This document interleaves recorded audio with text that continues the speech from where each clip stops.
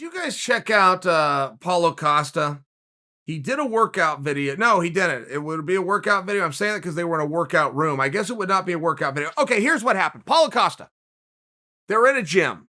Standardized MMA gym, bunch of mat space, and a cage in the corner. You've seen it a million times. Okay, great. There's your establishing shot. So the headline was, and Coach Eric Alberison is the one that was responsible for this, brought in the cameras, had this idea, and they were going to reenact Paulo Costa versus Israel Adesanya. First off, it wasn't a reenactment because the fight hasn't happened yet. It's a pre-enactment, if pre-enactment is a word. But it would be beforehand, and it was very cleverly done.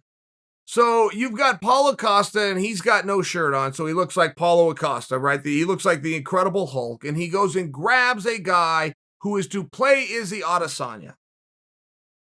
I suppose the greatest similarities to that would be is the guy was relatively thin and the guy was relatively tall, but Paulo grabs him in like a headlock and drags him from one side of the ring, like leads him into the cage and then gives him a little toss, and the guy falls down from a headlock. There is something about a headlock that will never cease to be funny for me. Like, the headlock is just the most condescending thing you can do to somebody. Because once you headlock them, the next step is you're going to give them a noogie. Okay? If you can noogie somebody or you can wet willy somebody, you now own that somebody, at least from a physicality standpoint. I mean, it comes back to like being a little kid. When's the last time somebody noogied you? Okay, well, I'll answer the question. It was the same time the last time somebody put you in a headlock. So the mere fact that Paulo Costa walks him to the ring and his choice of hold to use is a headlock is a piece of theater.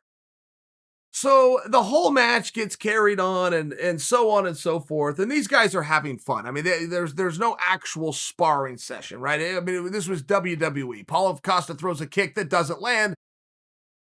The gentleman playing Adesanya sells it and falls down. It's just one of these things, just so you can picture this in case you haven't seen it. But when the whole thing is done, ultimately they take Adesanya and they dye his hair red. I believe that actually happened. I believe Adesanya came out and did an interview where his hair was red. So they covered all of their bases. Was it silly? Yes. Was it creative and effective in terms of at least then letting you know when the fight is going to be and who's fighting and why are we here? Yeah. It did all of those things. Do I have an overarching point to this entire diatribe? Yes, I do. I do. And if you missed it, allow me to go back to it for you and spell it out. Pre-enact should be a word.